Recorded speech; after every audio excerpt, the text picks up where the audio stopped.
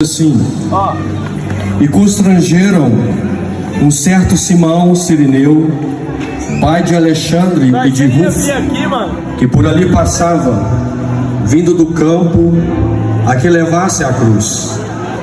E levaram-no ao lugar do Gólgota, que se traduz por lugar da caveira, e deram-lhe a beber vinho com mirra, mas ele não tomou. E havendo-o crucificado, repartiram os seus vestidos, lançando sobre ele sortes, para saber o que cada um levaria. E era a hora terceira, e o crucificaram. E por cima dele estava escrito a sua acusação: o Rei dos Judeus. E crucificaram com ele 2 salteadores, um à sua direita e outro à sua esquerda. Eu vou repetir o versículo 27. E crucificaram com ele 2 salteadores, um à sua direita e outro à sua esquerda. E cumpriu-se a escritura que diz: e com os malfeitores foi contado, e os que passavam blasfemavam dele, meneando as suas cabeças e dizendo: a tu que derribas o templo e em 3 dias o edificas, salva-te a ti mesmo e desce da cruz. E da mesma maneira também os principais dos sacerdotes com os escribas diziam uns para os outros, zombando: salva os outros e não pode salvar a si mesmo. Para terminar, o versículo 32: ó Cristo, ó Rei de Israel, desça agora da cruz, para que o vejamos e acreditemos também os que com ele foram crucificados o injuriaram. Meus irmãos, nós estamos diante de uma mensagem poderosa. O próprio apóstolo Paulo, uma certa feita, disse, quando ele foi ter com a igreja do Senhor, ele disse que nada queria saber, a não ser pregar a Cristo e este crucificado. Esta é a mensagem que não dá ibope, mas é a mensagem que salva, é a mensagem que liberta e a mensagem que leva para o céu. Nós estamos aqui diante de uma passagem que fala concernente à crucificação de Jesus, que fala sobre a morte vicária de Cristo Jesus. Meus irmãos, se nós observarmos, aqui está um episódio, é a sexta-feira, é conhecido como a sexta-feira da paixão, a sexta-feira aonde o nosso Senhor Jesus Cristo foi levado para ser crucificado. E a Bíblia nos mostra o relato que Jesus, ele foi para a cruz. E há algo interessante desta palavra, é que quando nós olhamos para a crucificação de Cristo, Jesus foi para a cruz por causa dos meus pecados, por causa dos seus pecados, por causa do pecado da humanidade. Diz a Bíblia que Deus amou o mundo de tal maneira que deu seu Filho unigênito, para que todo aquele que nele crê não pereça, mas tenha a vida eterna. Quando a gente olha para a crucificação, é a sexta-feira, é conhecido como sexta-feira da paixão. Jesus está carregando a cruz. E quando nós olhamos para esta passagem, nós pensamos, Jesus ele foi para a cruz porque Judas o traiu apenas? Não. Ou porque os judeus, eles também traíram Jesus? Não. Ou porque Pilatos o sentenciou? Não. Jesus foi para a cruz voluntariamente. Jesus foi para a cruz por amor. Jesus não relutou. Disse o profeta Isaías no capítulo 53, como ovelha muda, ele foi para a cruz. Ele não abriu sua boca, ele não reclamou. Jesus foi por amor. E antes da sua crucificação, bateram em Jesus, colocaram uma coroa de espinho na sua cabeça, cuspiram na face de Jesus, mas Jesus não reclamou. Jesus passou tudo isso por amor a mim, por amor a você.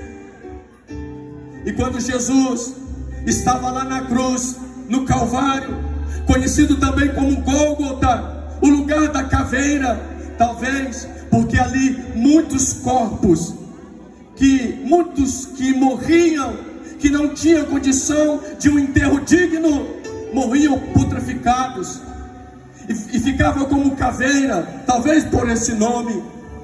E Jesus, diz a Bíblia, que ele foi crucificado entre dois malfeitores. Jesus estava na cruz do centro, e um à sua direita e o outro à sua esquerda.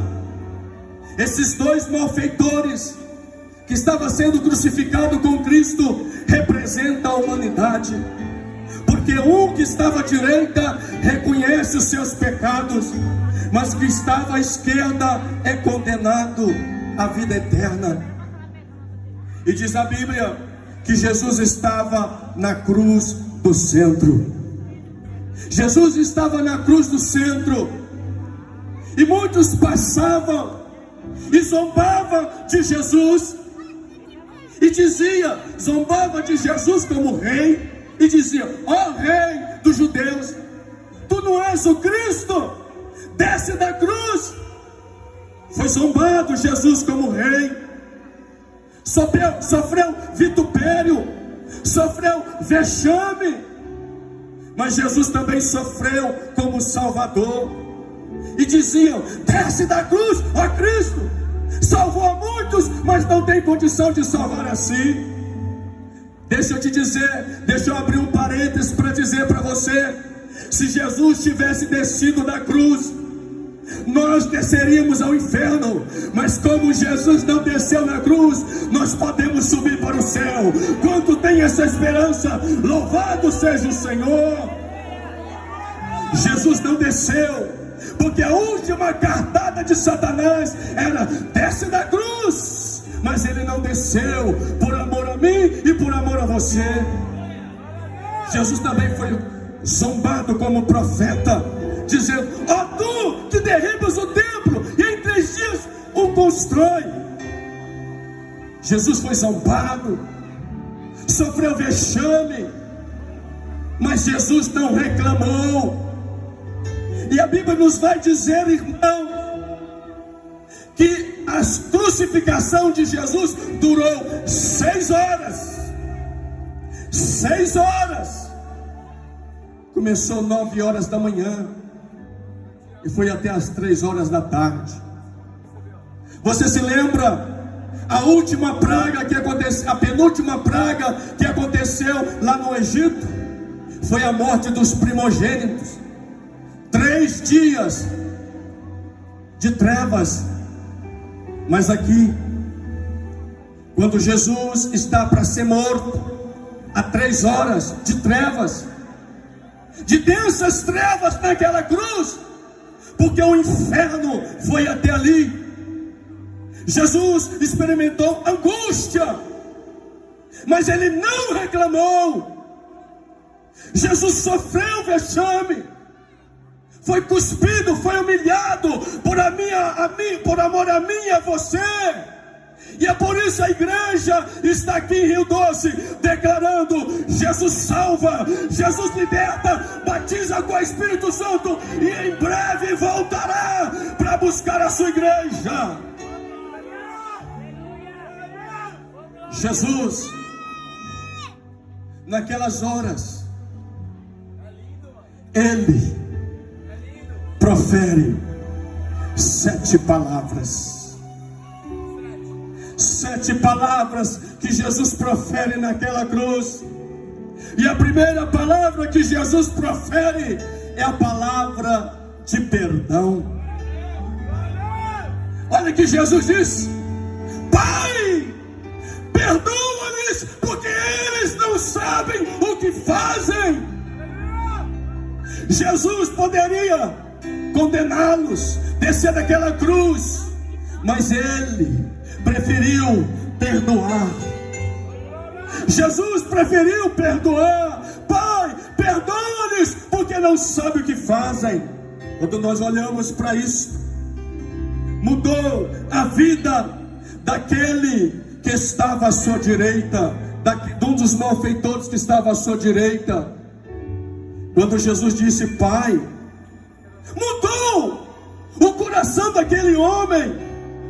Como pode um Cristo que está na cruz, ensanguentado, e ainda perdoa aqueles que estão acusando, aqueles que estão condenando? Jesus hoje, Ele perdoa os seus pecados.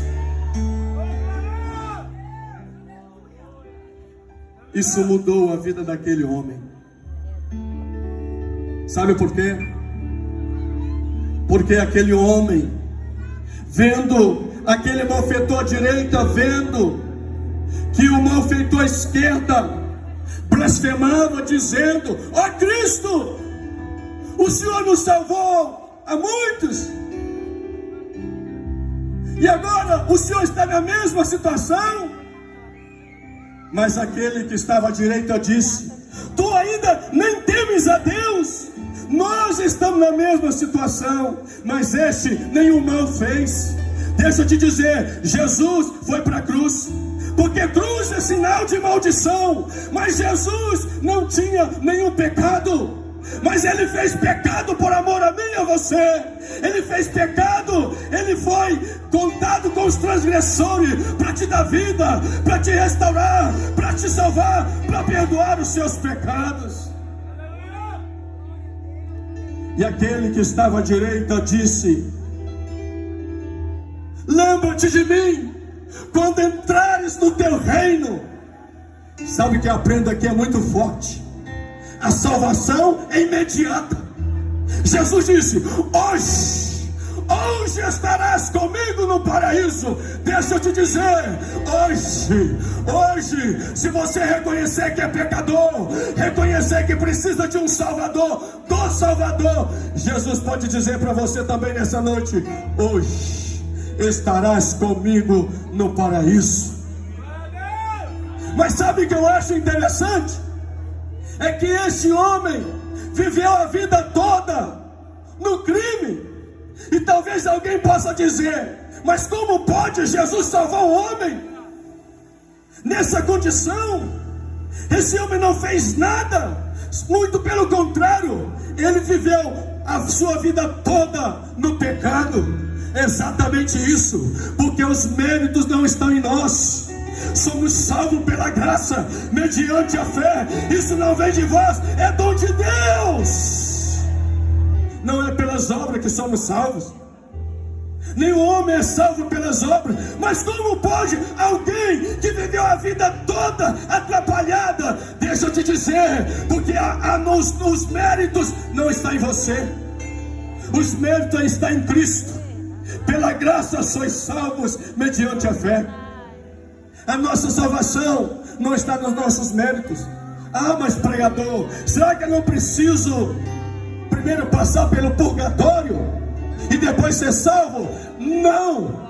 Se você confessar os seus pecados, Jesus é poderoso. Ele diz para você: hoje mesmo estarás comigo no paraíso, gozando da vida eterna. Somente Jesus tem poder para salvar a humanidade. Esta é a segunda palavra. É que quando Jesus olha para aquele homem e diz: hoje estarás comigo no paraíso. Mas a terceira palavra é a palavra de afeição. Imagina Jesus naquela cruz, olha para sua mãe Maria e diz: mulher, olha para o discípulo amado João e diz: mulher, eis aí o teu filho. E diz: filho, eis aí a tua mãe. E logo, no mesmo instante, aquele discípulo amado cuidou daquela mulher. Sabe o que eu aprendo com isso? Deus ama a família. Deus não te desampara. Deus cuida de você. Deus te sustenta. Deus não te abandona. Mas a quarta palavra de Jesus, que Jesus profere naquela cruz, é a palavra em relação a Deus. Isso aqui é muito forte. É a palavra em relação a Deus. Olha o que ele disse: Eli, Eli, lama sabachthani. Deus meu, por que me desamparaste? Aqui está a doutrina mais linda das Sagradas Escrituras. É a doutrina da propiciação. Quando Jesus estava dizendo: Deus meu, por que me desamparaste? Sabe por quê? Porque Deus é santo. Os pecados da humanidade estavam indo ao madeiro, estavam indo a Jesus. E Deus virou as costas para o seu filho, porque os meus pecados, os seus pecados estavam lá. E Deus abandonou o seu filho, como disse o profeta Isaías. Todavia, ao Senhor agradou morrê-lo, fazendo enfermar. E aí a gente pensa, é o próprio Deus, o Deus que não aceita o pecado, ama o pecador, mas não aceita o pecado. Porque diz a Bíblia: toda alma que pecar, essa morrerá. Diz a Bíblia em Romanos 3:23, porque todos pecaram e destituídos estão da glória de Deus. Todos pecaram. Então o pecador merece a condenação. Deus não tem o culpado por inocente. Volto a repetir, Deus não tem o culpado por inocente. Deus precisa fazer a justiça. E sabe o que acontece? O seu filho nos substitui. Esta é a obra vicária, a substituição, em que a ira de Deus estava sobre o seu filho, e para satisfazer é chamada de propiciação. Jesus, ele fez propiciação para aplacar a ira do seu pai. Ele foi na cruz do Calvário por amor. Deus é um Deus que ira, mas a ira estava sobre o seu filho, para não lançar a ira sobre nós. Hoje nós não estaríamos aqui se Jesus não tivesse enfrentado a cruz, mas como ele enfrentou e venceu, a igreja está em Rio Doce, dizendo: ele vive e ele reina para todo sempre. Glória seja dada ao seu nome. Mas a quinta palavra, a sexta palavra e a sétima palavra em relação a si mesmo. Naquela cruz ele disse: tenho sede. Isso fala da humanidade de Jesus, porque alguns acham que Jesus é um espírito aí. Não, ele é Jesus 100% homem e 100% Deus. Como homem, teve sede, sofreu. E quando ele diz eu tenho sede, ele sabe quando você dói, quando você sofre. Dói em Jesus. Ele conhece as suas aflições, ele conhece a sua angústia. Quando você está deprimido, Jesus experimentou também o sofrimento. Ele sofreu. Deixa eu te dizer, ele conhece a sua vida. Jesus sofreu. Deram vinagre para ele. Jesus sofreu vexame. E muitos meneavam a cabeça. Sabe o que é menear? É fazer assim, lá naquela cruz. Olha, salvou a muitos, mas não pode salvar. Mas Jesus passou tudo sem reclamar. Essa é a quinta palavra, é a palavra da agonia. Tenho sede. Mas também a sexta palavra de Jesus é a palavra de vitória. Porque quando Jesus estava naquela cruz, Jesus dizia: está consumado. Quando Jesus naquela cruz prada, está consumado, parece que Jesus está dando ufa, acabou, como de alívio. Não, era o prado da vitória. Está consumado. E ele dizia: tetelestai, está consumado.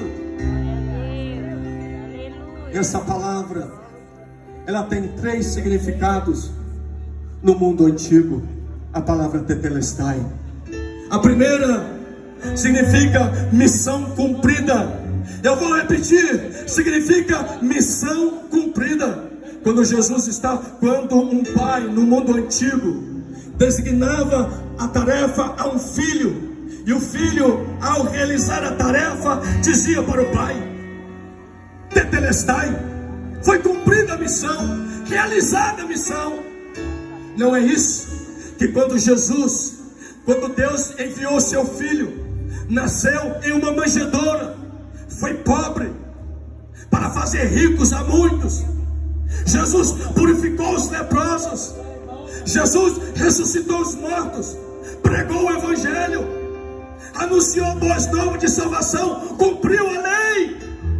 E no topo do Calvário ele disse: Tetelestai, missão cumprida, eu acabei a missão, louvado seja o Senhor. Você pode dar um brado de glória. Jesus venceu, a cruz não venceu Jesus, foi Jesus que venceu-a.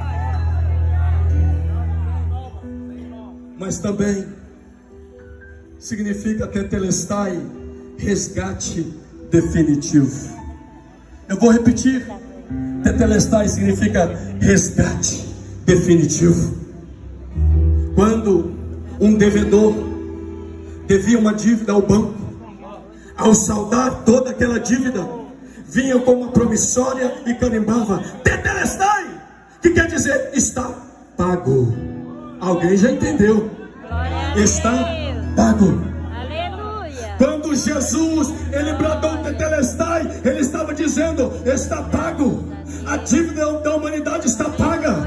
Jesus pagou a sua dívida, não foi com prata, não foi com ouro, mas com o seu precioso sangue. Sem derramamento de sangue não há remissão de pecado. Você pode glorificar o Senhor. Jesus pagou a sua dívida, está pago.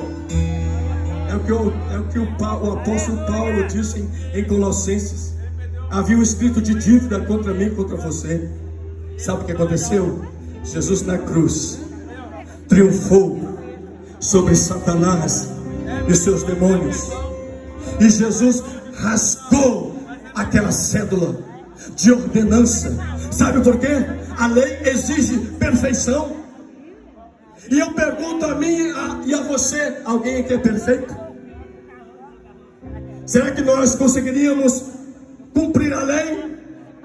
Porque a lei, ela como espelho, a lei só mostra o pecado. Quando a gente olha para a lei nos mostra que somos pecadores, mas ela não tem condição de salvar ninguém, porque você não é salvo pela lei, é pela graça. A lei só vai mostrar, é como um espelho. Quando você olha para o espelho, você vai ver que tem alguma coisa suja no seu rosto, mas não pode tirar a sujeira. Mas o único que pode tirar a sujeira do pecado: eis o Cordeiro de Deus que tira o pecado do mundo. Cadê o Cordeiro de Deus? O Cordeiro de Deus está passando nessa noite. Ele tira o pecado. Seja o mais vil pecador. Jesus tem salvação para você, perdão para você. O Cordeiro de Deus está aqui para perdoar os seus pecados. Mas também a palavra Tetelestai tem o terceiro significado: posse definitiva. Quando alguém comprava um imóvel, eu vou repetir: quando alguém comprava um imóvel, ao saldar toda a dívida daquele imóvel, e vinha com um carimbo, com uma escritura, e dizia Tetelestai, que quer dizer, agora é meu por direito, é posse definitiva. Ou seja, nós agora somos herdeiros de Deus e co-herdeiros com Cristo. Hoje nós temos a certeza da salvação. Nenhuma condenação há para aqueles que estão em Cristo Jesus. Posse definitiva, direito de entrar nas mansões celestiais, não pelos nossos méritos, mas pelos méritos de Cristo. Posse definitiva. Talvez hoje você não tenha condição de morar onde você gostaria de morar, ou talvez até tenha condição, mas a melhor posse é saber que nós somos de Deus, é saber que nós não somos deste mundo. Nós estamos neste mundo, mas já estaremos nas mansões celestiais. O nosso nome está escrito no livro da vida. e do Cordeiro. Somos salvos, não pelos nossos méritos, mas apesar dos nossos deméritos, pela graça sois salvos mediante a fé. E eu finalizo dizendo nessa noite: a salvação é obra de Cristo. Jesus fez tudo isso por amor a mim e por amor a você. Hoje, Jesus, quando Ele expirou: Pai, em tuas mãos entrego o meu espírito. E Ele morreu. Mas diz a Bíblia que ao terceiro dia Ele ressuscitou. Nós não comemoramos um Cristo que está morto, mas um Cristo que esteve morto, mas vive, vive, vive. E a igreja do Rio Doce está dizendo: vive, vive, o Cordeiro vive, Jesus vive. Então você pode crer no amanhã. Jesus vive, Ele venceu a morte e o inferno. Você que está ouvindo esta palavra nesta noite, hoje é noite de salvação, é noite de libertação, é noite que Jesus quer entrar na sua vida. Lembra que eu disse? Aqueles dois malfeitores que estavam um ao lado de Jesus, ou do seu lado à sua direita, e o que estava à sua esquerda representa a humanidade. É que o que estava à sua direita reconheceu os seus pecados e foi salvo. E eu te pergunto nessa noite: Jesus pode salvar você, mas não basta você só simplesmente dizer: oh Senhor, ou você até louvar, ou você até prestigiar alguns trabalhos. Não, você precisa reconhecer que é pecador, porque esses dois malfeitores representam a humanidade. Ou você está com Cristo, ou você está sem Cristo. Ou você escolhe a Jesus como Senhor e Salvador e tem a vida eterna, ou você rejeita Jesus, que um dia foi rejeitado para abraçar a mim e para abraçar você. A igreja esteja orando neste momento. Essa é a mensagem que eu sempre pedi ao Senhor: Senhor, me leva a pregar a mensagem da salvação. O mundo precisa.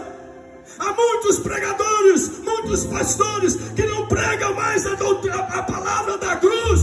Prega a teologia do coaching, mensagem de autoajuda. Mas nós precisamos pregar da ajuda do alto. Jesus de Nazaré, é Ele quem salva.